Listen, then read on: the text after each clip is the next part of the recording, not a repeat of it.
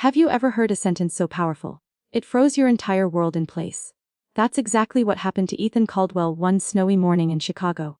He had just stepped out of Caldwell Tower, a building where every slab of granite bore his name, where he was more than a man. He was a symbol of power in the city. He was headed toward his sleek black S-Lead, on his way to the airport to sign a multi-billion-dollar deal in Houston. And then came one sentence, cold, simple, and it stopped him dead in his tracks. Morning. We got nowhere to go. Ethan turned. Standing before him were two little girls, Maya, 9, and Lila, 5, huddled in the snow. Their jackets were torn. Lila clutched a ragged stuffed bunny with one ear missing. His name was Rocket. They didn't cry. They didn't beg. They just looked straight at him. Eyes too old for their age. Mama said, if anything ever happened, find you. You'd help. In that moment, all the city noise faded. Just the sound of his heartbeat, heavy. And the wind, sharp like broken glass.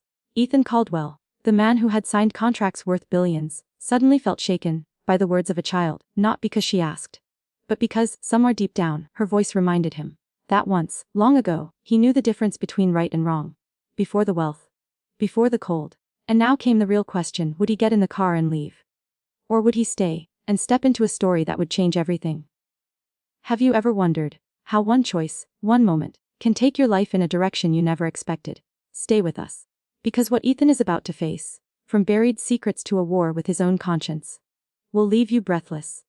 Ethan Caldwell stood there, in the middle of the Chicago snowstorm, like a granite statue that could breathe. But the cold on his face didn't come from the wind. It came from the years he'd sealed off his heart, since the night a hospital monitor flatlined, and his son was gone. After that medical tragedy, people noticed changes. Ethan signed more deals, bought more towers, and spoke less of anything that truly mattered. He built an empire, not for ambition, but to run from himself. This morning, everything was timed, 10:30 a.m., Houston, a contract worth over $1 billion. The board had warned him, if you let your emotions interfere again, your seat as chairman might not be yours much longer. The schedule was airtight, a symphony of strategy, no room for improvisation, until Maya said, you used to know right from wrong before you got rich. She didn't shout, didn't shake, didn't beg, just delivered the line, sharp, clean, like a blade into the armor he'd welded shut. His lips pressed tight. A blink, subtle, only he noticed. But in that flicker, voices returned, voices from a year ago, when scandal erupted. One of his company's construction projects had been accused of ignoring safety standards. The legal team had smothered the media fire.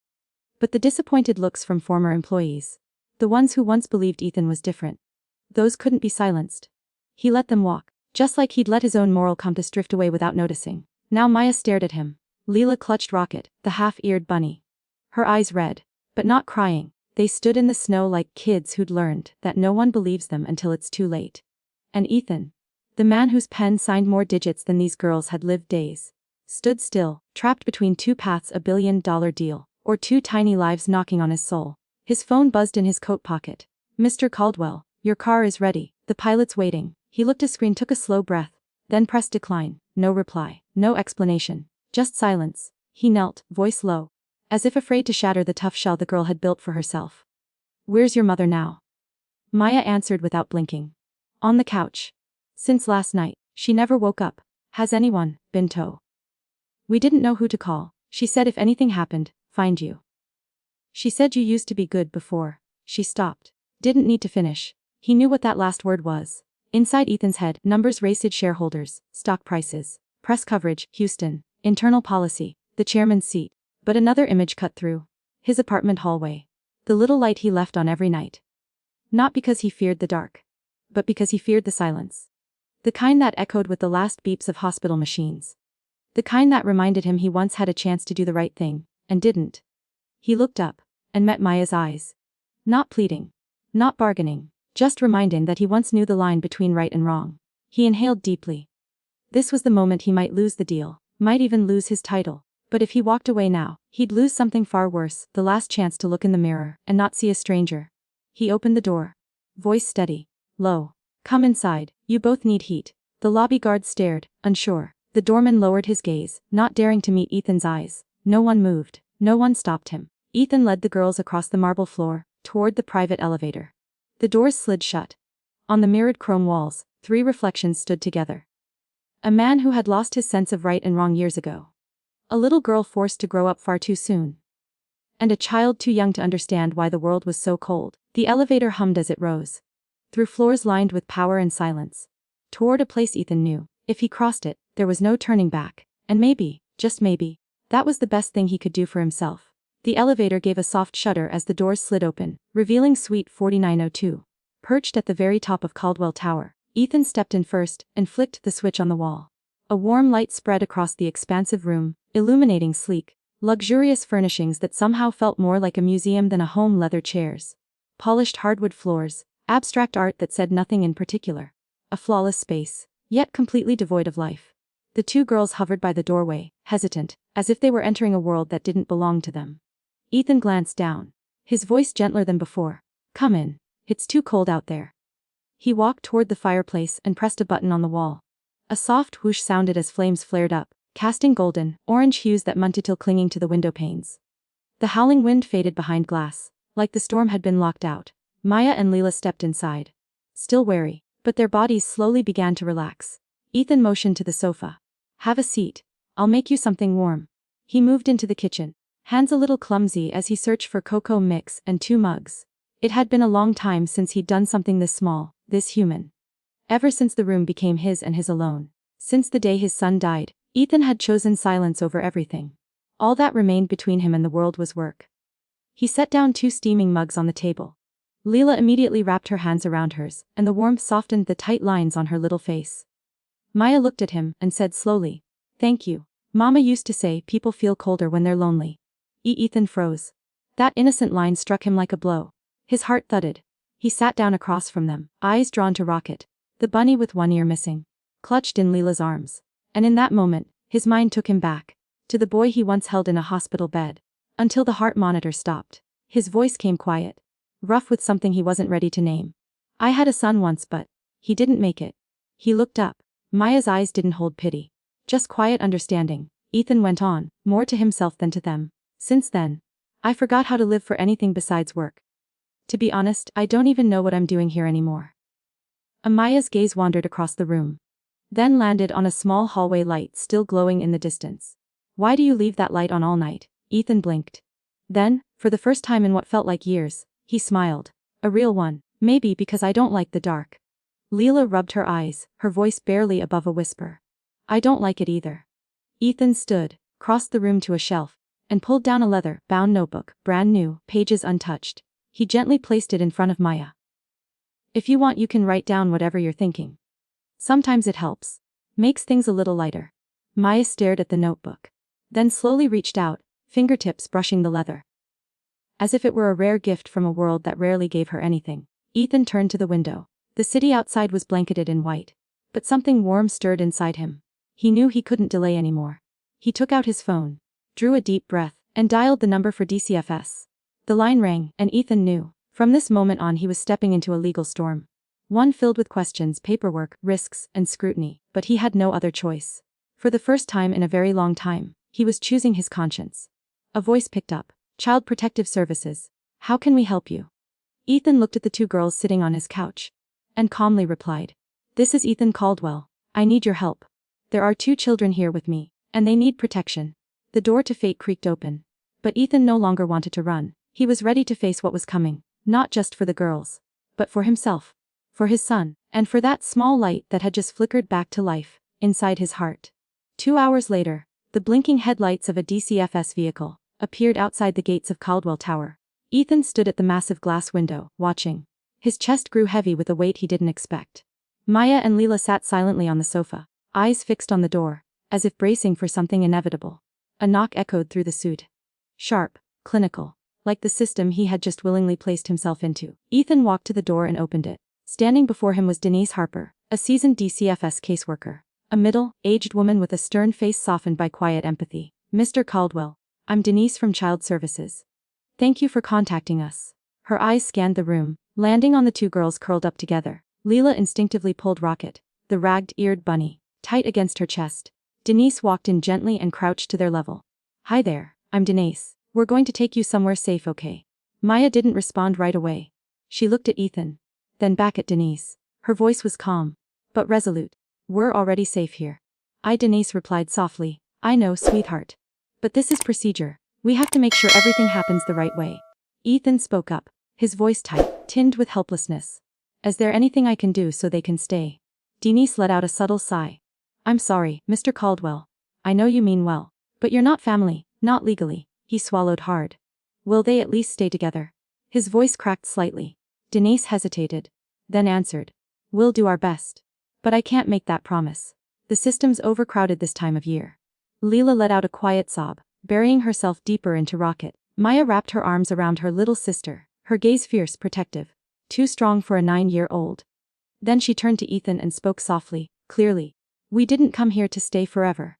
We just came so someone would see us. The words hit Ethan like a knife to the chest. Because for the first time in years, he had truly seen someone. Not a number. Not a contract. But 2 children, their pain, their strength, their resilience. And now he could do nothing.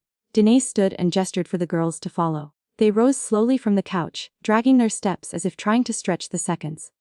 As they passed him, Ethan bent down and whispered. I'll find a way to bring you back, I promise. Maya looked up at him, hesitant at first, then gave a small nod, a final flicker of fragile trust. The elevator doors slid shut, and Ethan heard the sound of his heart breaking. Less than an hour later, he stood outside the DCFS intake center. Neon lights buzzed overhead, casting a cold blue glow onto snow-covered pavement. Inside, the rhythmic clicks of heels echoed through sterile hallways. Doors slammed shut behind frosted glass labeled ACSONLY. Each one a barrier between Ethan and the 2 girls who had just walked into his life. For the first time in years, he was no longer in control. To the outside world, he might look like a billionaire trying to buy redemption. But Ethan didn't care how it looked. He only knew one thing. He couldn't let those girls be swallowed by this system. He pulled out his phone and dialed quickly. The line connected. His voice was steel. Nora, we need to act now. I want to file for emergency guardianship. No matter the cost, no matter how long it takes, I'm all in. On the other end, Nora Lang, his longtime attorney, replied, surprised but firm. Understood, Ethan. We'll fight. He hung up and exhaled deeply.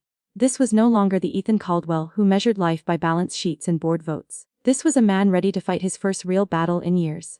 Not for wealth, not for legacy, but for what was right. He was ready. The family courtroom was smaller than Ethan expected. 4 pale gray walls, rows of cold wooden benches, a single desk up front, where the judge sat, stern behind her glasses. The air felt thick, so silent. Ethan could hear the rhythm of his own heartbeat. The judge gently cleared her throat. The only sound in the room. Mr. Caldwell, I understand this emergency guardianship request wasn't made lightly. Could you explain what's driving your decision? Ethan stood. His throat was dry. He glanced at Maya and Lila, huddled together on the bench, eyes clinging to him with quiet hope. He drew a deep breath and began, his voice low, but steady. I've never told this story before. I once had a son. His name was Jake. He died in a medical accident 5 years ago.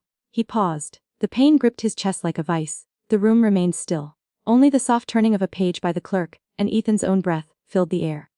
After Jake died, I shut everything down. I buried myself in work, built the tallest buildings in this city. But inside, I was hollow. I stopped feeling. Because I was terrified that if I ever let emotion back in, it would destroy me all over again. He looked up, directly into the judge's eyes. And then Maya and Lila showed up. In the snow. Outside my own building. They weren't asking for shelter. They weren't looking for a savior. They just needed someone to truly see them, to hear them. His voice trembled. He paused, collected himself, and continued. Before she died, their mother told Maya that if anything ever happened, she should find me. A man she'd never even met. But someone she trusted. And I couldn't bear the thought of being the end of that trust. The room held its breath with him. Maya looked at him from across the room, eyes glowing with a fragile, but fierce glimmer of hope. I don't want to be a hero, Ethan said. And I'm not asking for anything from these girls. But I owe their mother a promise, and I refuse to be the man who breaks it. The judge removed her glasses. She exhaled slowly. A few seconds passed in heavy silence. Mr. Caldwell, she said softly, do you understand the responsibilities and challenges of becoming a guardian to these children, even temporarily? Ethan didn't hesitate. I do.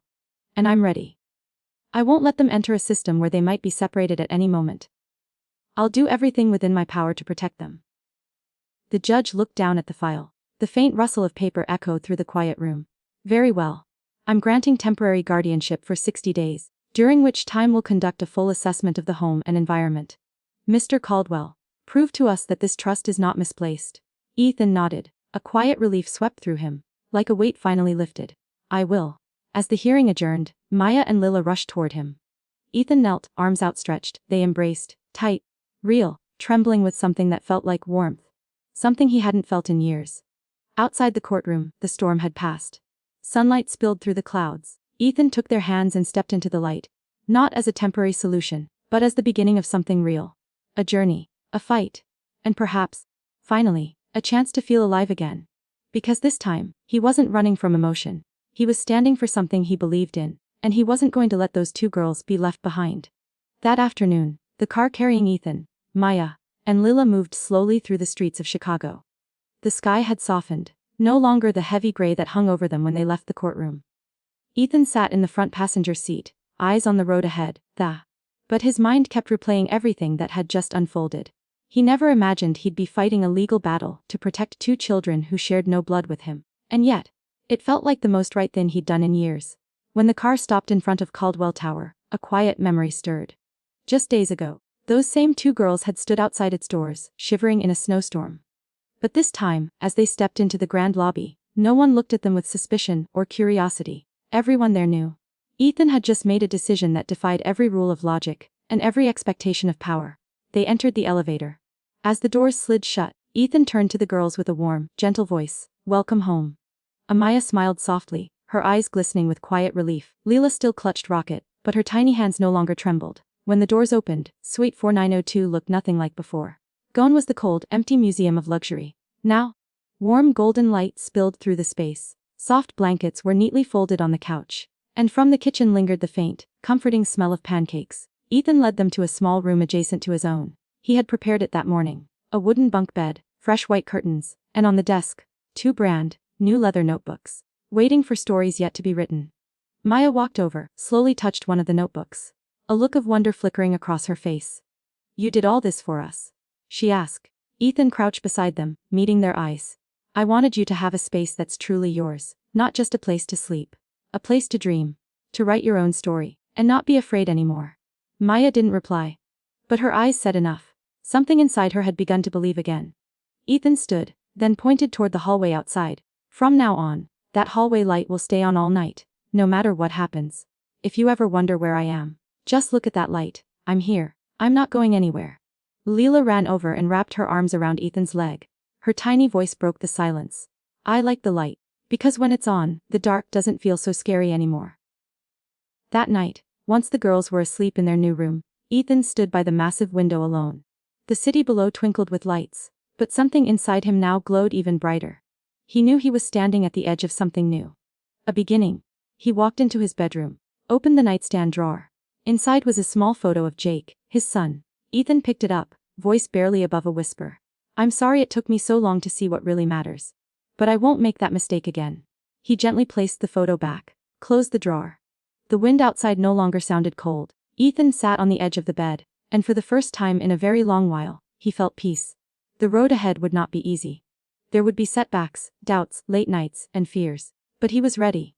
Because this wasn't just about saving two children. This was about finding himself again. By rebuilding something he thought he'd lost forever. A family, not one defined by blood, but by presence, by love, by unwavering trust, and from this day forward, he would write the rest of this story, not with steel and concrete, but with promises he'd never break again.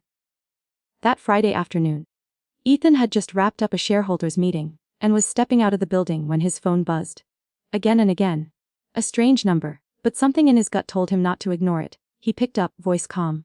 Ethan Caldwell speaking. What came next sent a chill down his spine.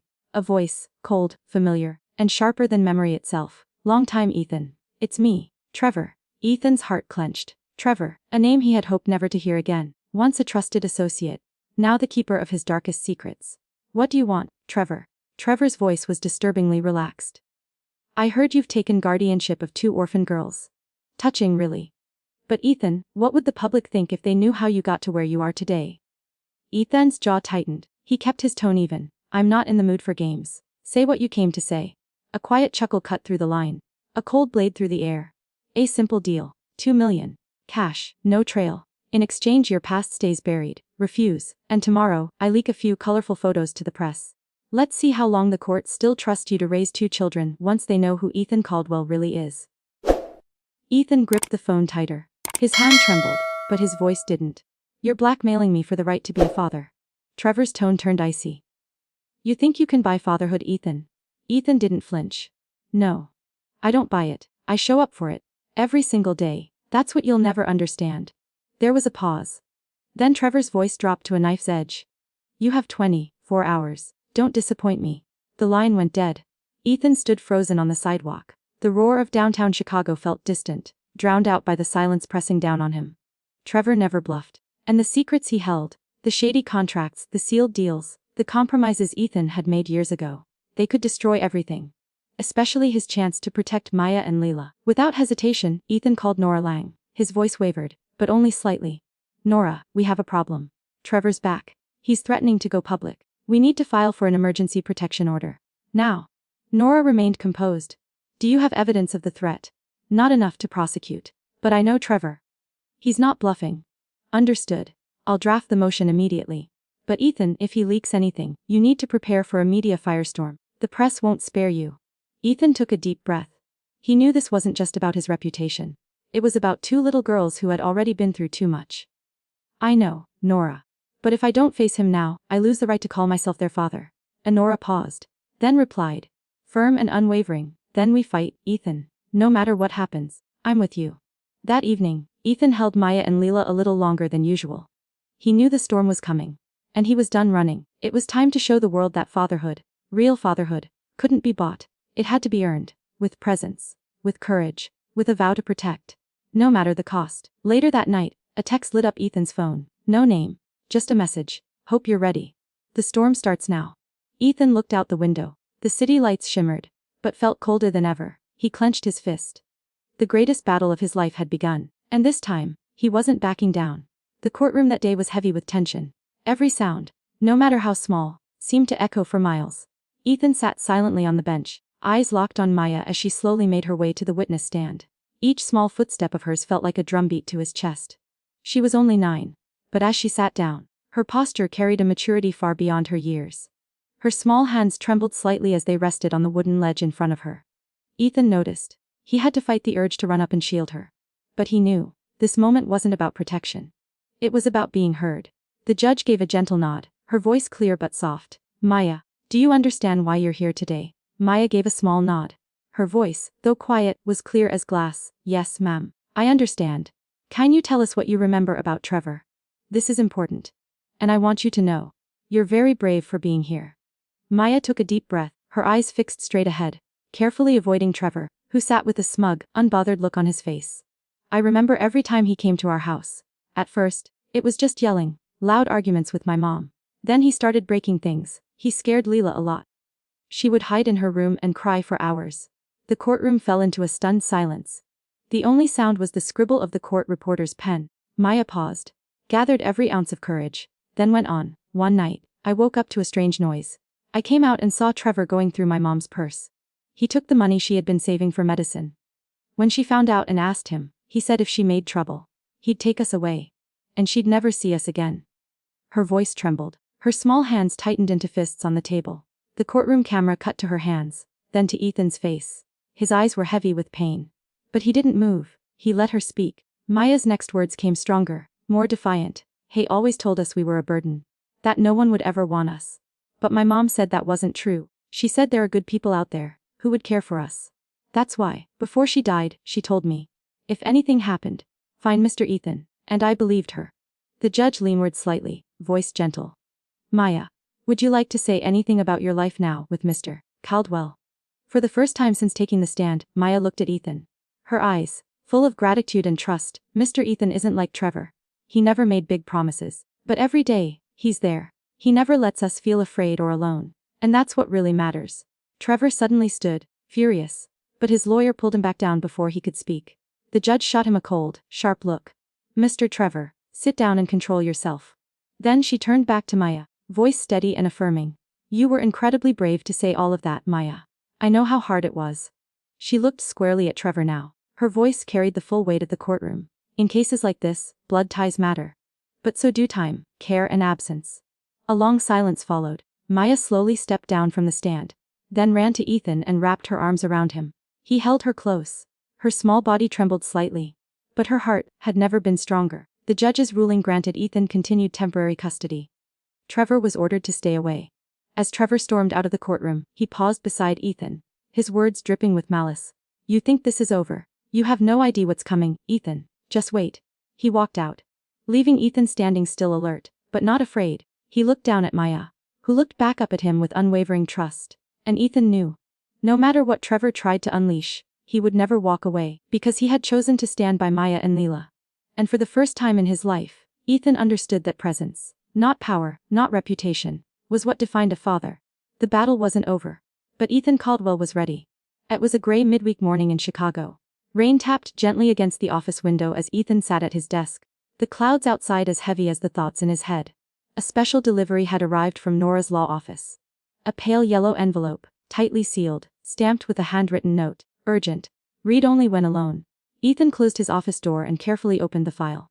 Inside was a sealed DNA test result, and a folded, handwritten letter. His heart pounded as his eyes scanned the first line. "Lila is not the biological daughter of Trevor Clayton. Her father is Dr. Adrian Cole." Ethan sank into his leather chair. The room spun. This wasn't just another hidden truth, it was a rupture. One that could shatter the fragile stability they had fought so hard to build. He unfolded the letter. The handwriting was clean, calm, and sincere. "Dear Mr. Caldwell, my name is Adrian Cole. I assume you don't know me, but through a friend of the girl's mother, I recently learned about Lila's existence. I had no idea she was my daughter. I'm not asking for anything, no custody, no interference. I only hope that one day, she might know who I am. I leave that decision entirely to you. You're caring for Maya and Lila now, and I am deeply grateful.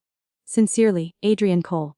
Ethan closed his eyes, the weight of moral choice settling heavy on his shoulders. He rose and walked to the window, watching the rain grow heavier. His mind spiraled with possibilities. How would Lila react? Maya? What if the press found out? That afternoon, Ethan sat the girls down in the living room. They sat across from him, eyes wide with curiosity. He took a deep breath, steady and kind. "I have something important to share. Lila, the DNA test showed that Trevor isn't your biological father. Your real father's name is Adrian Cole. He didn't know about you until recently." Maya's eyes widened. She immediately reached for her sister's hand, protective, instinctive. Lila sat frozen, trying to process. Ethan continued, his voice calm and firm. "Dr. Cole wrote you a letter. I'm keeping it safe. You can read it when you're ready. And only when you want to, with Maya or me by your side. The choice is yours." Lila was silent for a long moment, then quietly asked, "Is he a good person?" I nodded gently. "I believe he is. But more importantly, he may be a part of your story, but he doesn't own it. Your story is yours to write." That night, after the girls had gone to bed, Maya sat by the window with her new notebook. For the first time, she opened to the first page and wrote in bold, "Careful letters, he is part of our story. But he doesn't own it." It was a vow, clear, fierce, and full of quiet power. 2 days later, Ethan woke to a flood of missed calls and urgent texts from Nora. A major newspaper had broken a sensational headline. "Is Ethan Caldwell hiding a child's biological father? Where are the moral lines for the city's power player?" The media storm hit fast. Phones rang nonstop. Caldwell Towers board demanded an emergency meeting. This wasn't a challenge of money or control. It was about trust. It was about truth. And this time, Ethan was ready. He wouldn't run. He would face the press, protect his daughters, and prove that he was strong enough not just to guard the truth, but to defend Maya and Lila's right to choose their own future. The battle had only just begun. That morning, Ethan walked into the executive boardroom of Caldwell Tower, a room he had once known intimately. But today, everything felt distant, foreign, cold. The board members were already seated, their eyes sharp, unreadable. In front of each one lay newspapers splashed with bold headlines, accusations, questions about Ethan's moral character, and the latest twist, Dr. Adrian Cole. At the head of the table, Chairman Richard Bennett spoke slowly, deliberately. "Ethan, the board has convened privately. This situation has caused serious damage to the company's image. We're giving you 2 choices: step down as chairman immediately, or we will proceed with a formal vote to remove you. You understand what that means?" Ethan looked around the room. This place, once a temple of power and ambition, now felt hollow. Bennett's voice cut back in, colder this time. "If you resign voluntarily, we'll help control the narrative. Think of it as our final act of goodwill. On one condition, you remain silent. And those children? Well, we'll frame them as part of your charitable legacy." Ethan's chest tightened. Maya and Lila, once again, being reduced to tools for PR. He stood slowly. His eyes were steady, his voice, clear and unwavering. "I've spent my life building the tallest towers in this city. But I've come to realize, those towers can wait. 2 little girls cannot. Silence fell like a curtain. No one expected defiance. Not from Ethan Caldwell. He continued, his voice firm. I won't trade my family for a title. I'll resign, effective immediately. All I ask is that the children's fun I created remains intact. The rest, my name, my position, my legacy, you can keep it. He gently placed the resignation letter on the table. You're free to spin the media however you like. But I will not let 2 children I love be turned into a publicity stunt. That's final. Bennett's jaw tightened. You do realize you're walking away from everything you've built. Ethan nodded. For the first time in years, he smiled, softly, truthfully. I used to think it was about skyscrapers. $billion deals. But I was wrong. What really matters is in a small apartment, where 2 little girls wait for me to come home. That's my everything. He turned and walked out, his footsteps echoing down the long marble hallway, marking the end of a chapter he once thought defined him. That evening, Ethan sat with Maya and Lila in the living room, the soft tapping of rain on the windows behind them. He looked at the girls, then said gently, You know what, kids? I stepped down from the company today. From now on, I'll be home with you. Maya's eyes widened. You gave all that up, just to be with us. Ethan nodded, yes, skyscrapers can wait. But your childhood can't. The girls smiled, then threw their arms around him. And in that moment, Ethan knew. He'd made the right choice. The next morning, a letter arrived, sealed with the official crest of the court.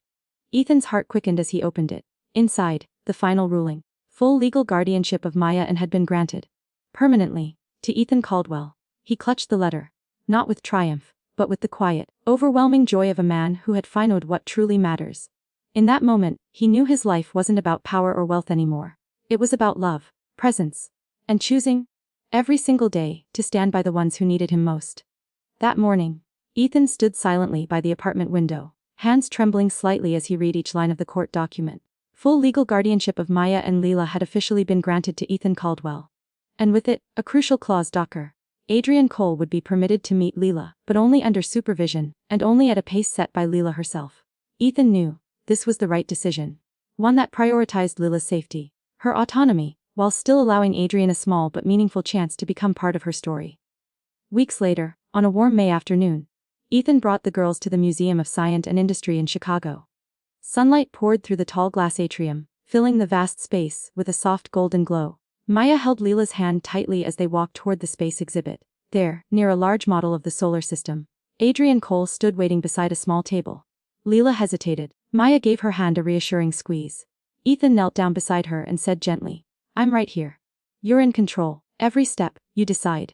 Lila gave a small nod and slowly stepped forward. Adrian stood the moment he saw them, his expression a mix of emotion, nervousness, and gratitude. Hello, Lila. Hello, Maya. Hi, Ethan. Thank you for today. Lila looked at him with wide, curious eyes. Ethan could see the confusion in her, but also the softness, the absence of fear. Deader. Adrian knows a lot about science. Ethan offered gently, breaking the tension with a warm smile. Maybe we start with something easy. Adrian smiled back. He slid a colorful astronomy book across the table. Lila opened it instantly, her eyes lighting up at the bright images of planets and stars. They talked slowly. Ethan remained at her side. Maya never let go of her sister's hand. Each question Lila asked, Adrian answered with patience and clarity. She listened, engaged, slowly forgetting the strangeness of the moment. But when questions turned personal, Ethan gently reminded her. You don't have to answer anything you're not ready for. Lila looked at Ethan, then at Adrian. She smiled, softly but firmly. I want to go slow. Today I just want to know a little more about you. Adrian nodded, instantly understanding. He turned to Ethan, voice low but full of emotion. Thank you. You've done better than I ever could. Ethan replied. Quiet, but certain. You may be part of her story, but she's the one who gets to write it. The 2 men exchanged a long, steady look. A silent agreement forged in respect, built on clear boundaries and emotional safety. The meeting lasted another hour. Laughter replaced tension, curiosity replaced fear. As they prepared to leave, Lila suddenly extended her hand and shook Adrian's. Her voice was quiet, but strong. Today was nice. I'll think about next time. On the ride home, Ethan drove slowly. Maya sat beside Lila in the back seat, holding her hand again. Through the rearview mirror, Ethan asked, How do you feel, Lila? She looked up, eyes clear, steady. I feel light. Not scared anymore. I understand now. I don't have to decide everything at once. Maya smiled and wrapped an arm around her sister. Ethan looked at them through the mirror. His heart felt light too, because this was the real victory. Not legal papers. Not courtroom wins, but giving them a world where they were safe and free to choose their own future. He made a quiet promise to himself. He would always protect that freedom. As they pulled into the driveway, Ethan glanced up at the clear Chicago sky. He whispered to himself, "The skyline can wait. But their childhood, their hearts, those can't." He smiled. Peaceful, whole. And stepped out of the car, ready to write the next chapter of their story. And time moved on. 1 year later. 1 year had passed since the day Ethan Caldwell was officially granted full guardianship of Maya and Lila. Outside the apartment window, the streetlights of Chicago glowed softly, casting gentle gold streaks across the glass. And down the narrow hallway leading to the girls' bedroom, the hallway light remained on. Every single night. A quiet but enduring promise. They would never have to walk in darkness again. Inside the girls' room, the mural of the starry night sky had grown, more stars painted over time, each dot representing a moment of peace, a new laugh, a proud step forward. On the bed, Rocket, the beloved stuffed bunny, still rested, his torn ear now carefully sewn back together by Ethan himself, a small gesture, but one that spoke volumes. Some things, even when broken, can be mended. With love, with care. On a small desk nearby, Maya's brown leather notebook now brimmed with stories, sketches, and fiercely hopeful thoughts. On the final page, one sentence had been traced over in bold strokes. "We don't choose where we're born, but we do get to choose where we call home." The hallway light. The notebook. The stitched up rabbit. All tiny anchors, emotional beacons that had helped two young girls navigate out of nightmares and into something brighter. Over the past year, Ethan never returned to the boardroom. Instead, he dedicated himself to the Hallway Light Foundation. A project built to support older siblings forced into parental roles too early, just like Maya once was for Lila. Ethan had learned. He couldn't fix the entire world. But he could offer a small light, enough to help someone else through their darkness. The lessons of this year were ones he'd carry for life. That family is not always defined by blood but by presence, by choice. That silence, when held gently, can be more powerful than 1,000 explanations. That setting boundaries with the past isn't just a right, it's a responsibility. That truth, though often painful, is the very foundation of emotional safety. And sometimes a small object, a light, a notebook, a stuffed rabbit, can hold more healing than any therapy session ever could. That evening, exactly 1 year later, Ethan sat on the living room sofa. Maya and Lila were curled beside him beneath a warm blanket. Rocket tucked securely in Lila's arms. Ethan looked at them and said softly, "You know, each of us can be a hallway light for someone else. It doesn't take much.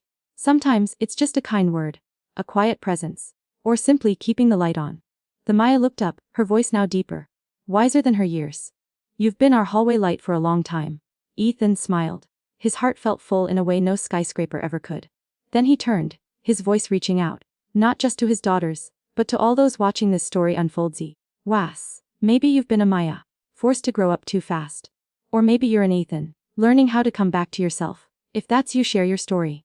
Because sometimes, your words could be the hallway light someone else needs to get through their night. See. Outside the window, the city still sparkled. Somewhere out there, other Mayas and Ethans were still waiting, still hoping, still reaching in the dark for something steady. Ethan hoped that through their story, someone might realize they're not alone. Anyone, no matter where they've been, can light the way for someone else. He gently closed Maya's notebook.